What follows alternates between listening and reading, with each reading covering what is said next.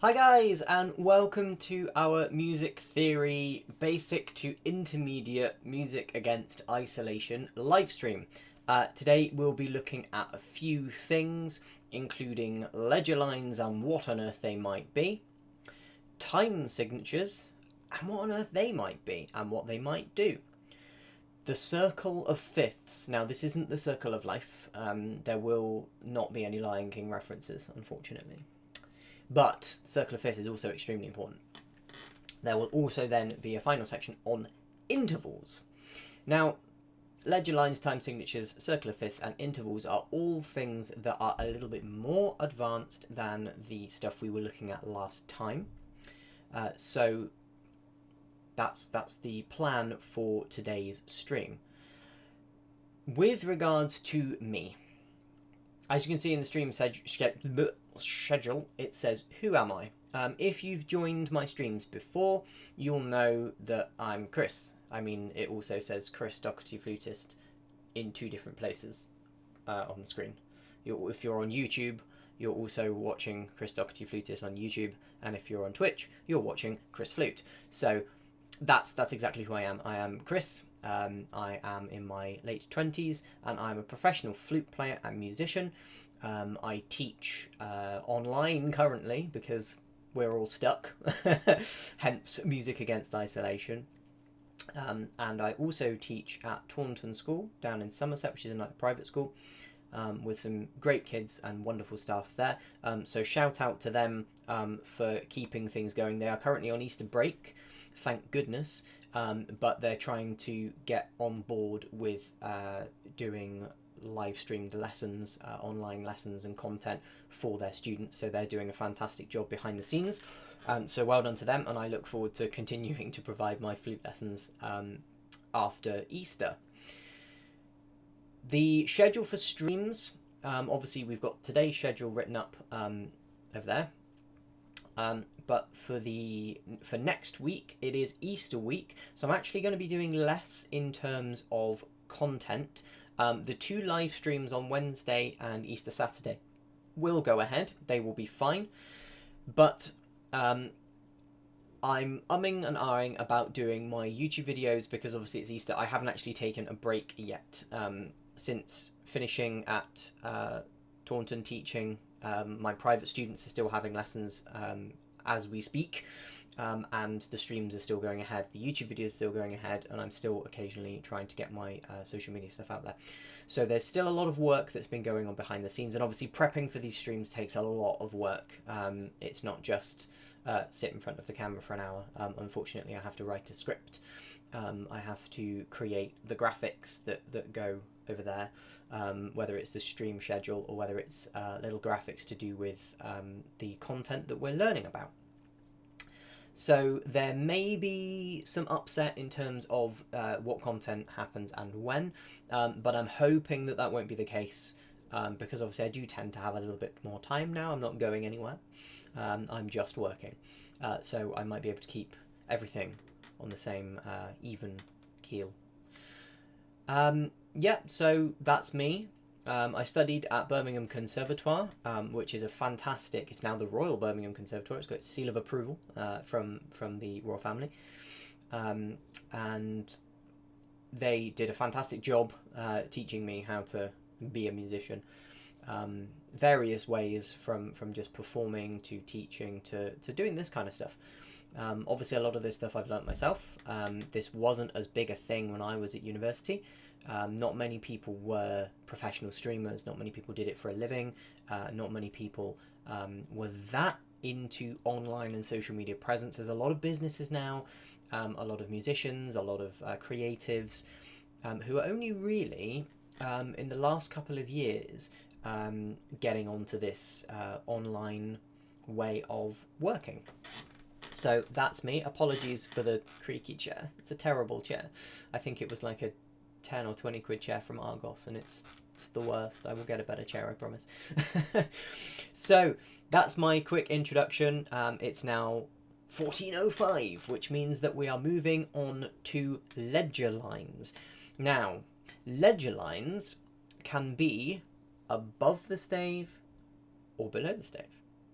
And we remember last time the stave, if you were here last time, the stave is the set of 5 lines that music notes are written on to create the music that we can then read and play.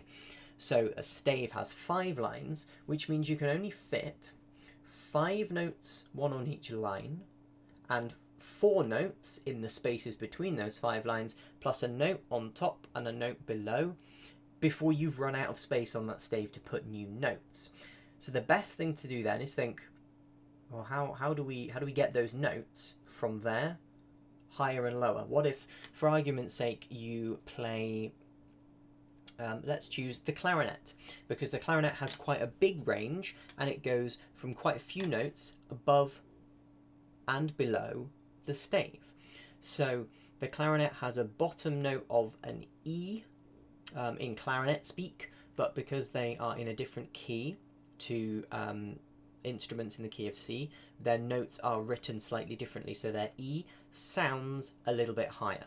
So they read an E and we hear an F sharp, but that's quite a few lines below the stave.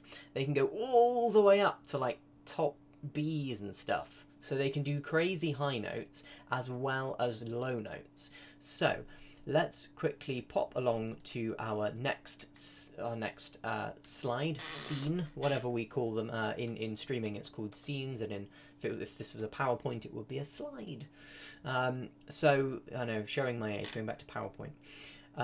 So let's take a look firstly at the ledger lines above. So here is a note that is above the stave. Notice how there is a line that bisects that circle or oval or whatever we want to call it, which is the note. So remember, this note was a crotchet because it's a circle filled in, completely opaque, with a stem.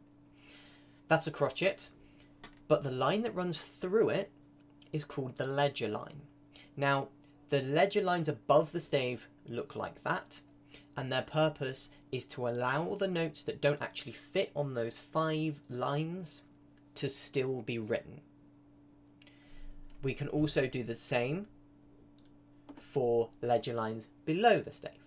So these are, again, for the notes that it allows you to position notes underneath the stave, so that if your instrument plays higher and lower than the stave, we can still play those notes. Or at least we can still read those notes. What we would have to do is we would have to write the note on the stave and use a symbol that in music is 8VA, and that means octave up, or 8VB, which means octave down. So you would read the note that's written on the stave and you would play it higher or lower. This, with ledger lines, eliminates that problem. Of course, the difficulty then with ledger lines comes when you have way too many ledger lines. So as you can see here, we've only got 1 ledger line below the stave. What if your instrument could play notes that went like 5 or 6 ledger lines below the stave? This would make it really difficult to read, and that is when we use the 8VA or 8VB and write the note higher or lower with those corresponding symbols. So ledger lines allow for notes. They are an extension of the stave. Without you having to write just full staves with loads and loads and loads of lines, they allow you to add a line on each note that needs to be above or below the stave. So the ones obviously written above the stave are for higher pitches, and the ones below the stave are for lower pitches. So the one that's on screen at the moment is for lower pitches because it's below the 5 lines. And then if we go to the next one, we now have the note on the ledger line above the stave, and that means the pitch is also higher. Basically, on the set of 5 lines or ledger lines, the higher the note that is written on the page, the higher it sounds, and the lower the note on the page, the lower it sounds. So that is a quick foray into ledger lines. Luckily, ledger lines are not too difficult to understand. Obviously, if there are any problems, if you do have any issues, pop something in the chat. I will pop that in the chat right now. Feel free to ask me any questions. with a smiley face. There we go. So now my Twitch and YouTube guys will have this little message come up that will just say, feel free to ask me any questions. So now it is 2:10, so we need to move on to time signatures. Now time signatures are another kettle of fish entirely. They still belong on the stave, and they still obviously are to do with writing music, but they have no bearing on the pitch of notes or the length of notes themselves, or anything to do with whether things are sharp and flat, high or low. All they have to do with is they basically look like fractions, and they tell us how many beats are in every bar, and which is the top number. So the top number, they look like a fraction. So say you were gonna do two quarters, obviously that would be a half in fractions because you simplify your fractions. But if you have a 2 at the top and a 4 at the bottom, that would mean that you have 2. The number at the top means how many of something there are, and the 4 at the bottom, or the number at the bottom, is what type of note it is.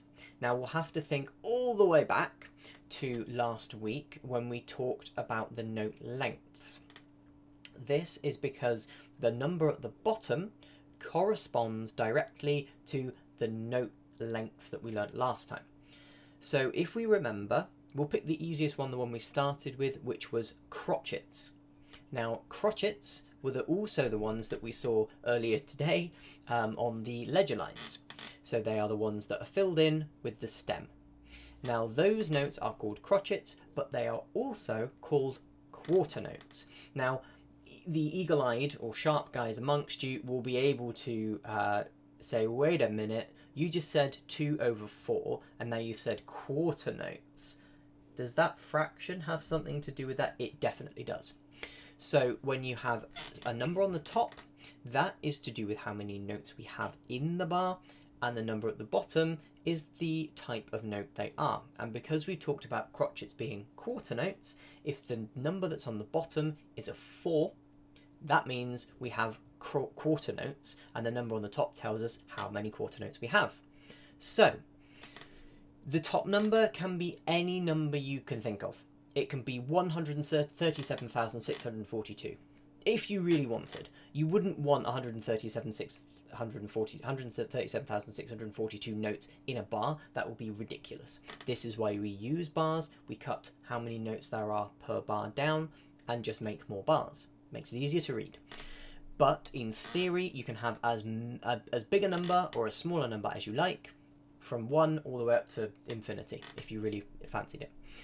But the bottom number, because of how we subdivide our note lengths can only increase by doubling of 2. So we go 2 to 4 to 8 to 16 to 32 to 64, and so on and so on.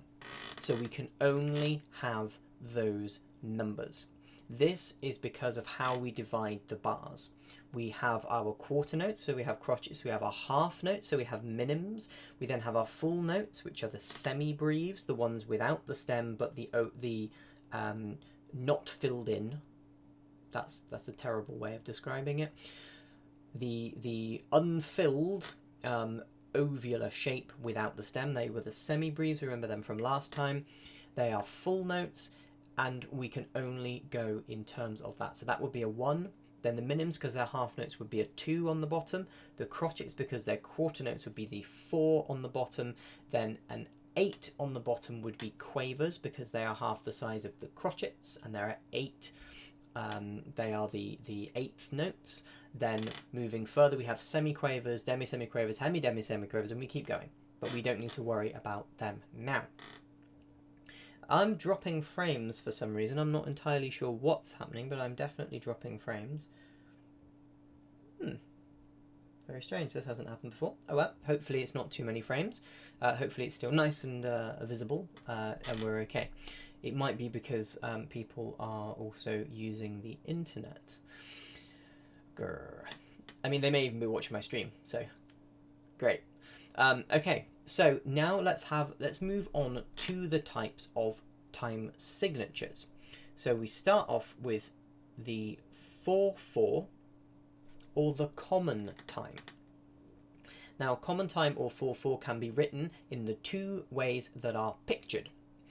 This tells us, as we've said before, with the top number that there are 4 beats in every bar, and those beats are quarter notes or crotchets. So it basically looks like 4 quarters, and it just means there are 4 quarter notes in every bar. And it can be written as the little C because it also means, oh no, it's backwards. There, that's it. C. Because they are it's the most common time signature, so it's called common time. Ah, thank you, Maria. There we go. That's exactly why it's called common time. The C means that this is the most common time signature that we use, and therefore it's called common time. Just to reiterate that one. So, I'm glad you asked though. And let's move on now to 3/4. Now, 3/4 is written like so. And this time signature tells us there are 3 beats in the bar, but as we've noticed, the bottom number is still a 4, which means that they are still crotchets or quarter notes. So there are 3 quarter notes. Now we can't call this common time because it's different to the other one, the 4/4, which we did call common time. That's because there are 4/4. In this one, there's only 3. So this one, there are 3 beats in every bar. And if you think of a waltz is a type of dance, and it's a piece of music that would be written in 3/4. Now, if we move on from 3/4 to 2/2 or cut common time. Now, going back to when we said common time, the 2/2 or cut common time is written like this on the screen. And it tells us that there are 2 beats in a bar because the top number is 2, which means how many beats, and the bottom number is also 2. So this means rather than having quarter notes, as in the crotchets, as in the 4 at the bottom, we have a 2, which means we have minims because they are called half notes. So it means there are 2 half notes or minims in a bar. And the eagle-eyed amongst you will see that because it's 2/2, in terms of fractions, that's exactly the same as 4/4 in terms of how many things you can put in that bar. Because if there are 4 quarters and 2 halves, they make the same thing, right? Yes. So we can use the same common time and put a line through it. And then we say it's cut common time because it's exactly the same number of beats. We just divide the bar in 2 rather than in 4. So now moving on to our final time signature of the day, we have 6/8. Now 6/8 is another relatively common time signature, and this time, because the top number is a 6, it tells us that there are 6 beats in a bar. But now we've moved away from the crotchets and we've also moved away from the minims. We now have quavers as our primary beat. So there are 6 quavers or 1/8 notes in every bar. The rub with 6/8 is that we don't necessarily count 1, 2, 3, 4, 5, 6. 1, 2, 3, 4, 5, 6. We don't necessarily count that, but we subdivide the bar into 2 groups of 3. So we think 1, 2, 3, 4, 5, 6 in our head, and if you watch a conductor conducting in 6/8, he will go a 1, 2, 3, 4, 5, 6, or 1, 2, 3, 4, 5, 6. So he'll give you the 1 and the 4 and the 1 and the 4. But in your head, we still have 1, 2, 3, 4, 5, 6. Sorry. Frog in the throat. So that is 6/8. Now, we're moving on to a slightly more in-depth piece of music theory now, and this is the circle of fifths. Now, this is not this is not the circle of life from The Lion King. This is the circle of fifths from music. Now, we're just going to look at major keys today, because we can go into so much detail and probably have 1, 2, 3 episodes just on the circle of fifths. So this will be a very breezy, quick look at the circle of fifths, probably 15 to 20 minutes or so, till about 22, depending on how we go. So, the circle of fifths is a theoretical and compositional device that is used to determine which keys are related to each other. And as you can see on the diagram in the middle, we have our alphabet around the outside. Ignore the mini b's for now, the lowercase b's. They are just there to indicate key signatures, and we'll touch on that slightly later. So, these keys are related to each other, and this is why we have a circle, because every key in one way, shape or form is related to another. So, a really easy way to remember this is by this little rhyme.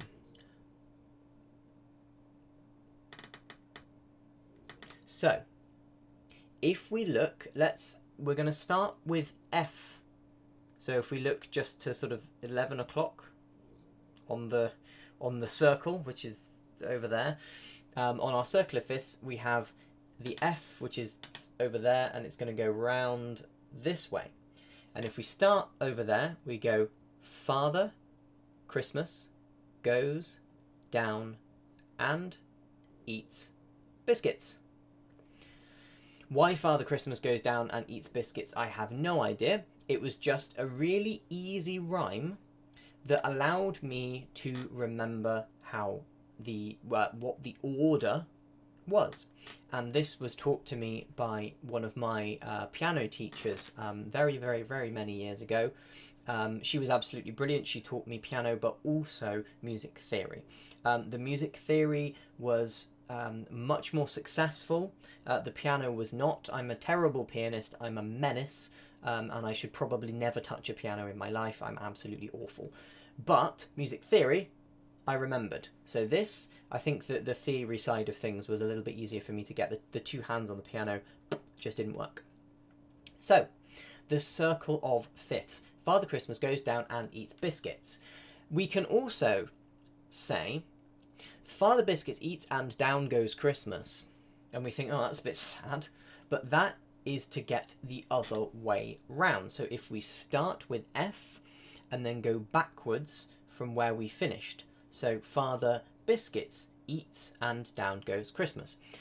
So if we go Father Christmas goes that way round, it gives us the line at the top. It gives us the sharps, or if you are not musical, you will probably see these and think, oh my god, hashtags. They're not hashtags, they're called sharps.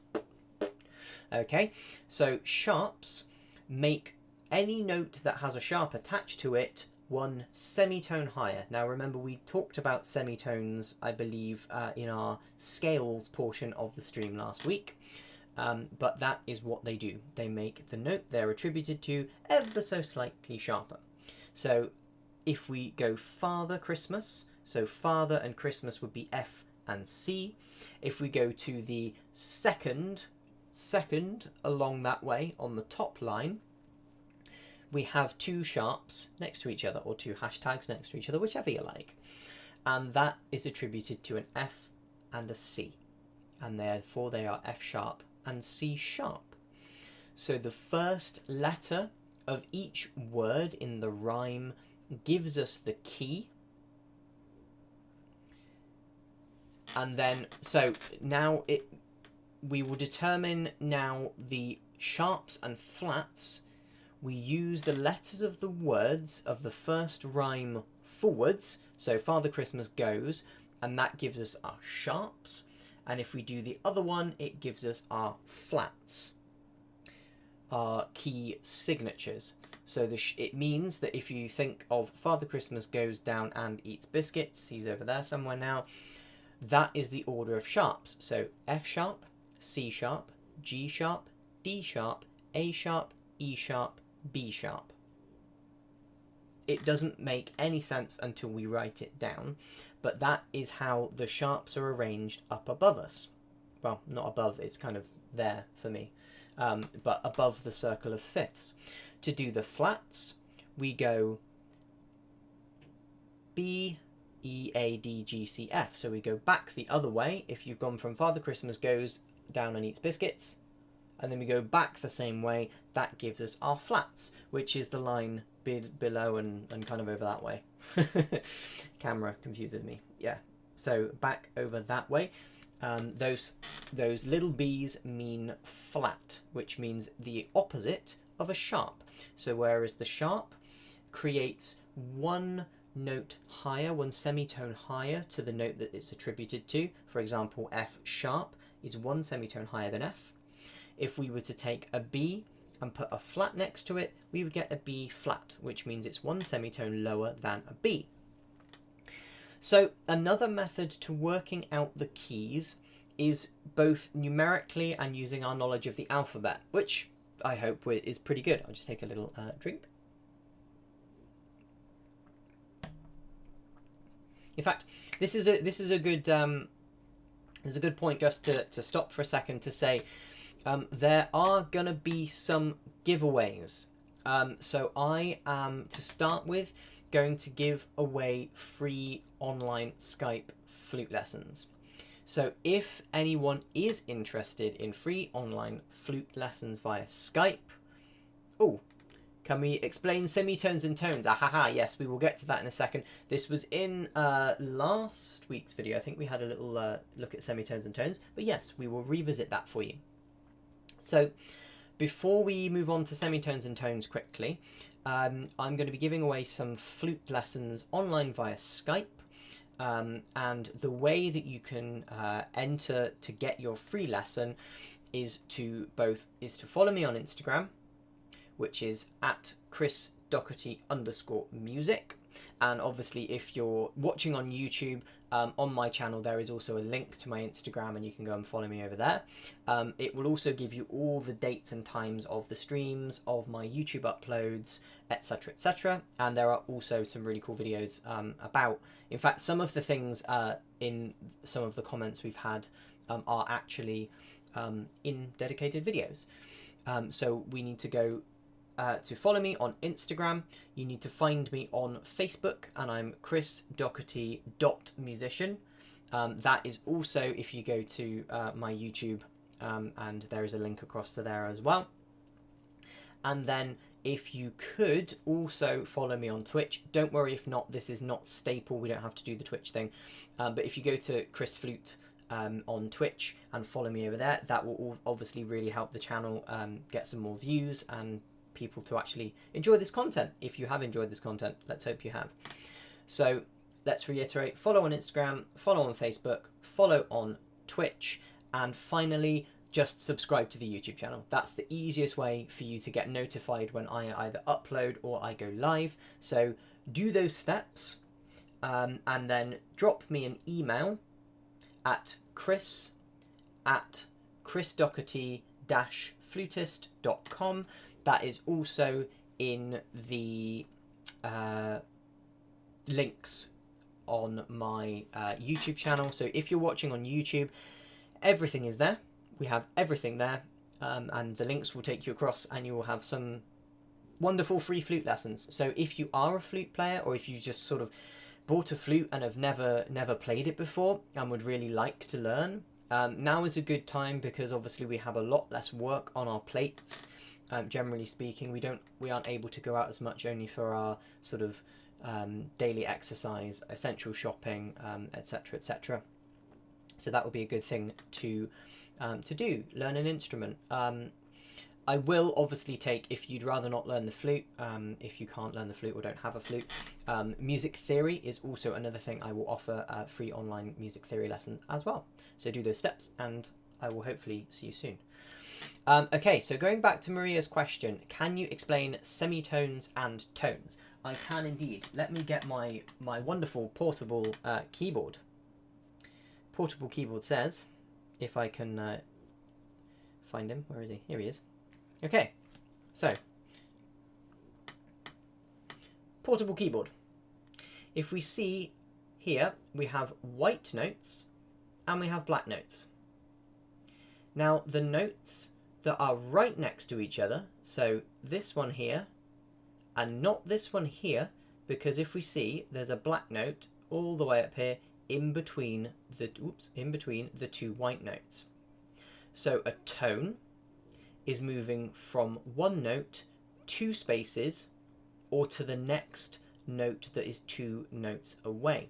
So if, for example, here we have an E, if we move from E to F, because there's no note, no black note in between the E and the F, that is a semitone. If, however, we move from F to G, there's actually a semitone in between those two. There's a black note hiding up there. So we go F to F sharp to G, and that is a tone. So the smallest increment in Western classical music is a semitone, or generally speaking is a semitone. We're now moving into sort of quarter tones, but that's a whole other kettle of fish.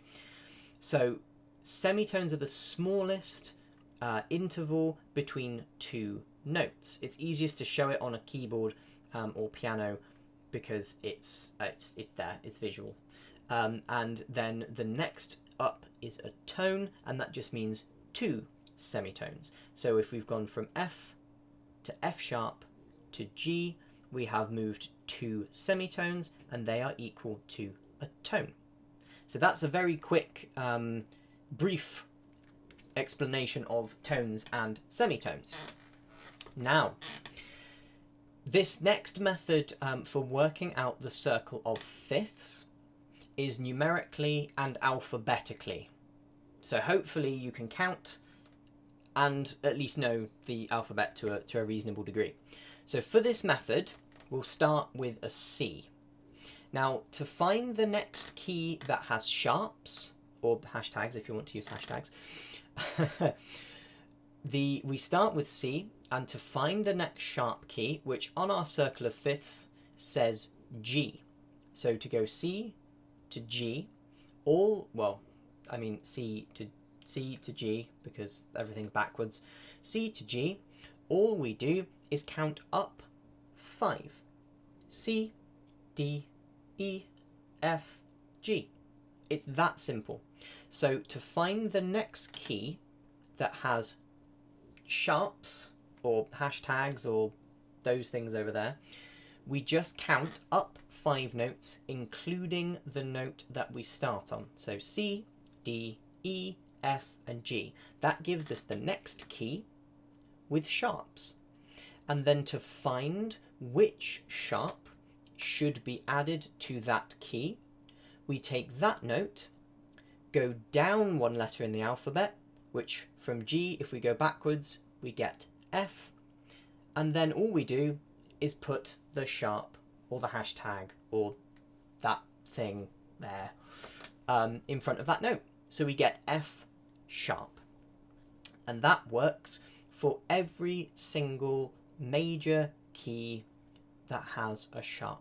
So from G, G, A, B, C, D.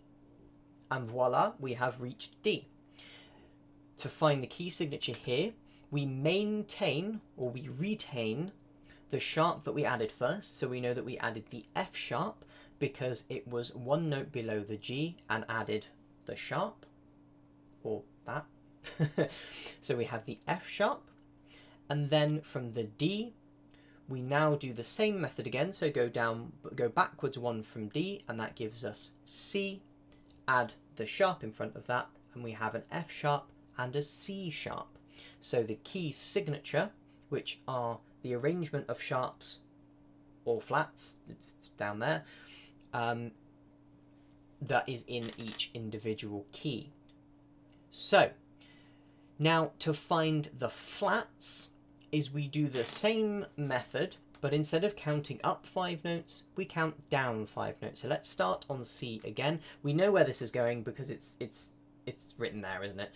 So C to B to A to G to F. So we've gone down 5 or backwards 5 in the alphabet, and we've reached F, because remember we include C. So C is 1, C, B, A, G, F. Now, to find the key signature, because we're now in the territory of flats, the easiest way is to do the same thing again, but starting on F. So we count from F, F, E, D, C, B, and put a flat in front of it. And that gives us our new key signature, the key signature of F. So F has a B flat, but again, you eagle-eyed people will have spotted that actually by the time we figured out the key signature for F by going down 5 notes to find B flat, on the circle of fifths over there, we've actually reached the next flat key. So when we find the key signature for F, we simultaneously find the next flat key, which makes it super easy. So, and this again can carry on in the same vein. B, A, G, F, E, put a flat in front of it, we've got E flat. We retain the B flat, and then the new note, E flat, and then to find the next one, we remember that we have to go to the next key, and that gives us the next key, which would be A flat, and also the key signature, the remaining flat needed in E flat major. So, we've now figured out that the circle of fifths is all linked. As we go round, we reach, as you'll notice, we've actually reached F sharp or G flat. Now, why have we called it both? Why is there F sharp / G flat? What is that all about? That literally means that those two notes are harmonically the same. They are the same note. If you are a flute player, or if you play the piano, or if you play the violin, and you play an F sharp and a G flat, chances are you're going to use the same fingering. You're going to use the same, that is the same note. The only difference is that they are used in different keys. So we then describe them as enharmonic equivalents. Now this means although they are written differently, they sound exactly the same. And the only reason we change the note name is because they belong to either a sharp key or a flat key. If they belong, so if your F sharp or G flat was in a flat key, it needs to be G flat, and if it's in a sharp key, it needs to be F sharp. So when we learn scales and things, when we do our grade exams, generally speaking, we use F sharp major. It tends to be the way we do things. It's not necessarily the only way, it's not necessarily the perfect way. Some people will understand flat keys more easily than sharp keys, even though essentially they're exactly the same. And the sounds of different keys, I find, as a musician, feel different to me. So F sharp major has a different sound when you think about it within the key to G flat. They sound different in terms of pieces written in those keys, which thankfully aren't that many, because it's just too many. Look at all those sharps. Ugh, why would you want to do that? Just use one of the ones that's all the way over the other side. That's easier. So they are enharmonic equivalents. They are the same note, but they are written differently depending on the key that they're in. So it's now 20-2, which means we are now moving on to intervals. Now this is another exceptionally exciting music theory thing here. So I'm actually just going to get rid of most of these because there are too many on the screen at once. We want to just do a few. So let's just start with these two. So each type of interval, when we count this time, we won't include the starting note. That confuses things. So these notes that are in front of you, the intervals that we're looking at here are seconds. Now we call them seconds because they are the second note in any given scale. So if you use the alphabet, it's just like using the alphabet as normal. The first note is the note that you start on. So in this instance, again, it is C. So if we go from C to the next letter in the alphabet, we get D.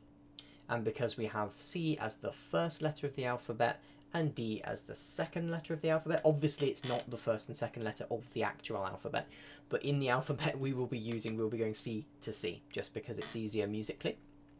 So C is note number 1. D is note number 2. And this means that a C to a D is a gap of a second. So this is why these are called seconds. Now there are two types of second. There is a major second and a minor second. A major second is a bigger gap and a minor second is a smaller gap. So the minor second, which is the one that is furthest away from the camera screen, it's the C to the D flat. It's only one semitone. Remember, semitones are the smallest gaps on the keyboard. They are the smallest gaps, and so a semitone is, they are just starting one semitone away from the starting note. So C to D flat is, if you imagine the Jaws theme, where it starts with da da da da da da. That is just a continuation of many single semitones or minor seconds. So if you hear that, yadam, yadam, going just the smallest gap, it's almost humanly possible, that is a semitone. The major is C to D because we haven't made the gap any smaller. It has to be two semitones away.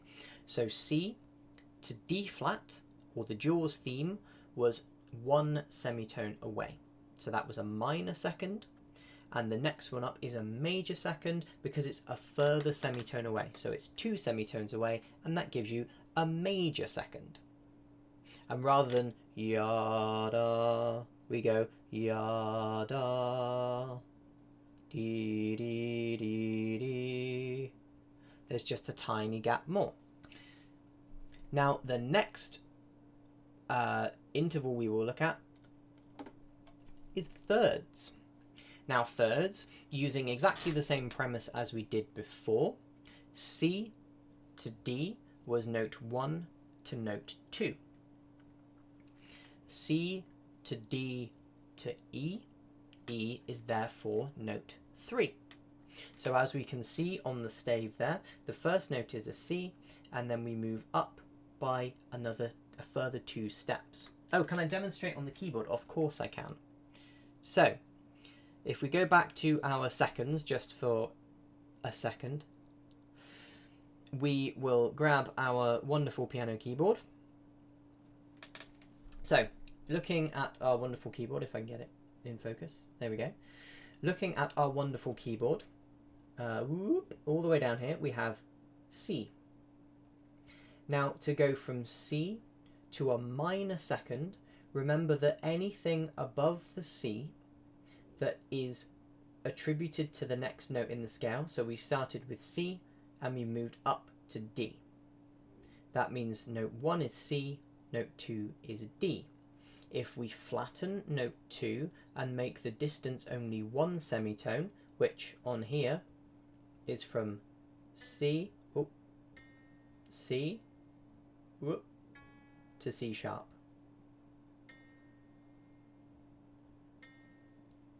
Oh, blimey. Trying to do this backwards is really awkward. There you go. So we got yadam, and that is the gap, the smallest gap, the semitone gap, just between the two notes C and D flat. And again, then from C to D, let's hope we won't mess this up. Slightly bigger gap, yada, rather than yada. Yeah, it almost sounds a bit happier. The gap is a bit bigger, it's a bit brighter.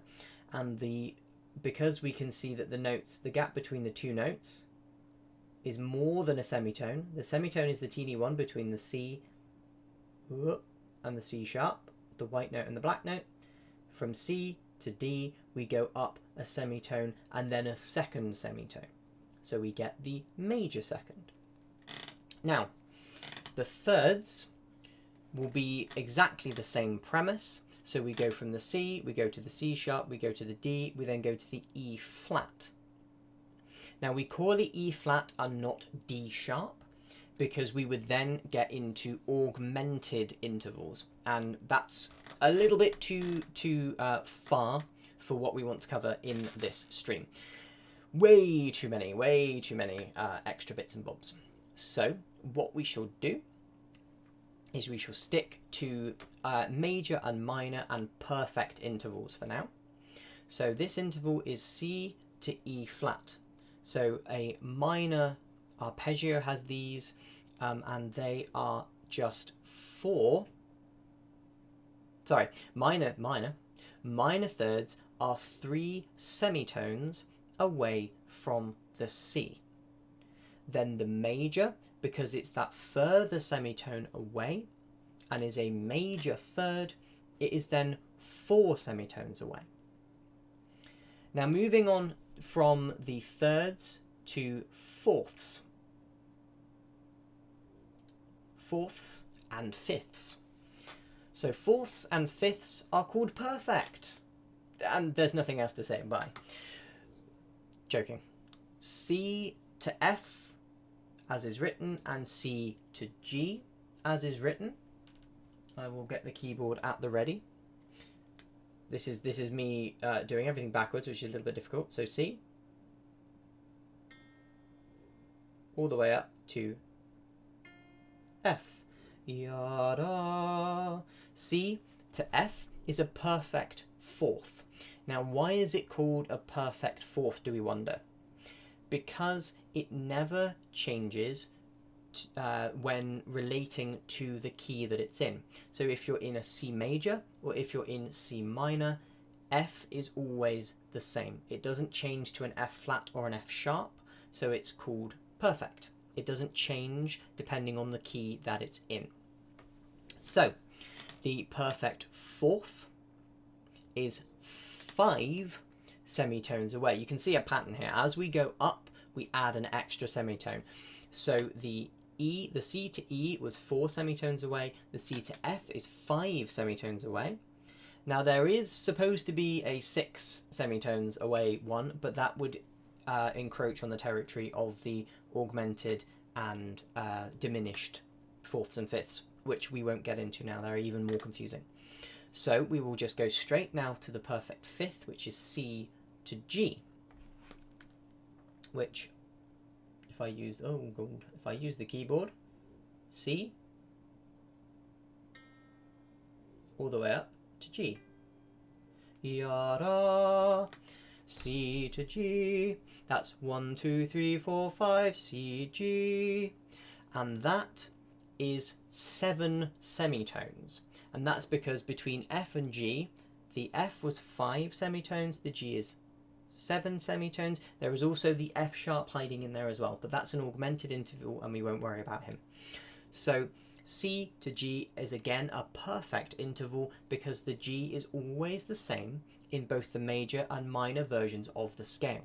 And this can be with any scale. If you started on A and you went up 5 notes, A, B, C, D, E, the E is a perfect fifth and would stay the same in A minor and A major. So now let's move on to sixths. Now these again are one step further again, so they're 1 semitone higher.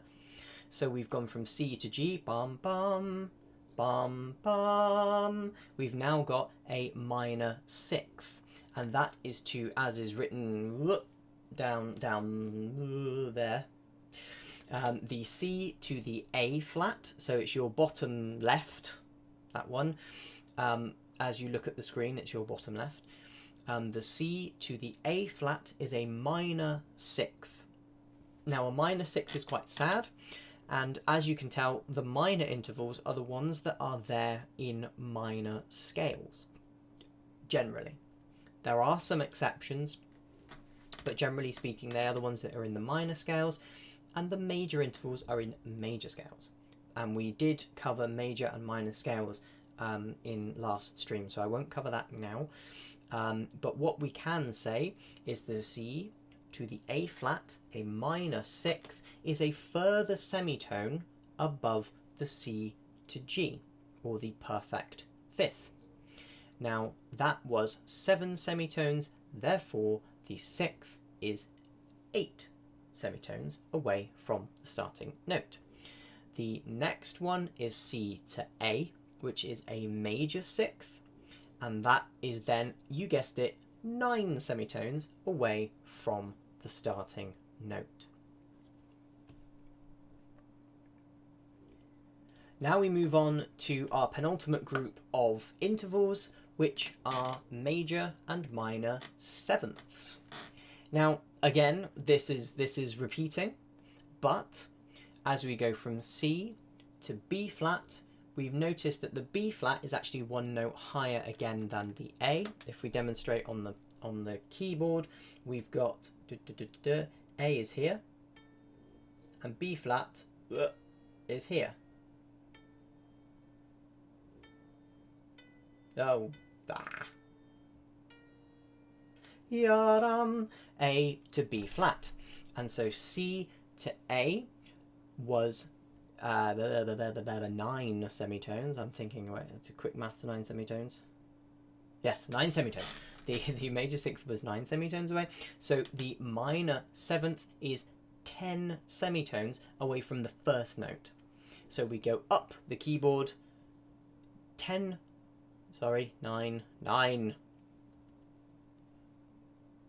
10 semitones. 10 semitones up from C gets you to the B flat, which is the minor seventh. Then the major seventh is again, so this will be a bit confusing to those of you who do understand music, who are musicians.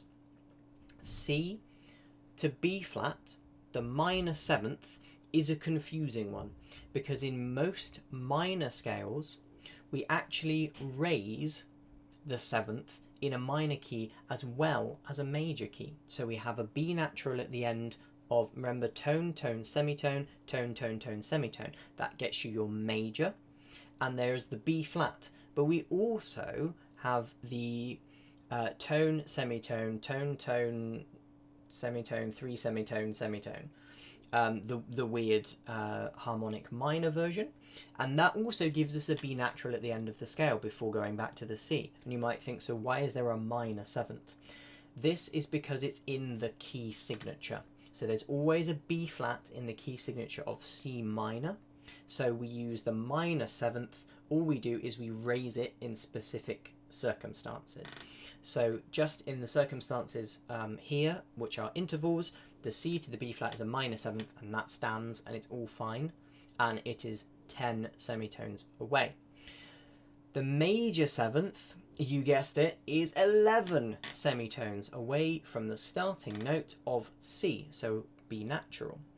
Now, what we can also do is we can think back to how many notes there are in a scale: C, D, E, F, G, A, B, C. There are 8 notes, but semitones there are C, C sharp, D, E flat, E, F, F sharp, G, A flat, A, B flat, B. So there are 12 semitones in the scale, because obviously as we get to B, that's the 12th semitone, the next one is again C. So there are 12 semitones. So another way to work out whether the what your seventh is you can start the note above and go down one, and that will also give you the seventh. But also we have to remember that it can also be construed as a major or minor second, depending on where you go from. And the final one we shall look at is our wonderful octave. Now, an octave is also a perfect interval. Again, why is it perfect? Because it stays the same in every single scale. So C major always has a C. Always has a C. C minor, both harmonic and melodic versions, always have a C. A C arpeggio, a dominant in the key of C, Any scale that needs a C and is in the key of C, it will be a C natural. There will never be a C flat or a C sharp in C. So if we take a look at the keyboard, the easiest way to demonstrate is actually by doing a nice sort of jazzy glissando. So we start here. We do our little brum, and that goes from C to C in a major scale, C, D, E, F, G, A, B, C. And that sort of concludes our intervals section, and it's actually 14:56, which is basically bang on the end of where we need to be. So thank you everyone for watching. This has been just a quick 1 hour stream, sort of dealing with a few parts of music theory. So let's recap. We started with ledger lines, which are the lines above and below the stave that indicate notes can be written off the stave but still remain part of the stave. We then moved on to time signatures, and we looked at 4/4, 3/4, 2/2 and 6/8 and their respective names and number of beats in a bar. We then moved on to the circle of fifths in a major context rather than minors. We can do that at another point, and a couple of methods to sort of remember how to do them. And then we went on to intervals, everything from major and minor seconds all the way up to major and minor sevenths, perfect octaves, perfect fourths, perfect fifths, etc., etc. And before we move on to some questions, if you have any more, thank you Maria for the lots of questions, that was really great. If you have any more, think of them, pop them in the chat and I will get to them. Just before we go to those questions, if we have any, let's recap on the giveaway for today. So if you do want to have either a free online flute lesson or a free online music theory lesson, all of my social media links are in the on my YouTube channel. So hop over to YouTube if you're watching on Twitch. If you're watching on YouTube, just go to the channel after this, and literally click on the little links on the About tab on my YouTube. It will take you to Instagram, it will take you to Facebook, it will take you to Twitter, it will take you to my website. Go to the social media links, follow me or subscribe, whichever the thing is that you want to do. Obviously, if you go to Twitch and you want to subscribe, obviously you do have to pay for that, but I would suggest for now just following rather than subscribing and paying. Just follow me, it helps out a lot. It will help me on my path to Twitch affiliate if I want that. Oh, can I explain cadences at some point? Yes, that will definitely happen. I will do that. Thank you, Maria. Cadences will be in one of the next streams. So pop along to Instagram, Facebook, Twitter, and my YouTube and Twitch, and follow, like, subscribe, and all of those good things. And then just, if you maybe pop either some kind of, if you could then email me, so go to my website, which is obviously linked on YouTube. Go to my website, chris.dohertyflutist.com, and go to my email, or just open up your email now and go type in a new email to chris@chrisdohertyflutist.com, or chris-doherty-flutist.com, and then sort of give me some proof that you've popped something on Instagram, Twitter, YouTube, all of that good stuff, and then we can schedule in a free flute lesson, piccolo lesson if you like. That might be horrible over the internet because of the microphones picking up horrible frequencies. Maybe not piccolo, but I'll say flute, piccolo, music theory, anything you like. You can always suggest something to me, and if I can and feel comfortable teaching it to you, I certainly will. And yeah, if there are any more questions, please pop them in the question, well, in the chat below, and I will stick around for a couple of minutes and explain any more, well, answer any more questions that you might have on any of today's topics. If there's any questions about what lessons I can provide, let me know, or like Maria's done, suggestions for the next stream, what we do either in the music theory ones or the Flute 101 ones. So please do just pop some stuff in the chat below. I will stick around for a minute or two.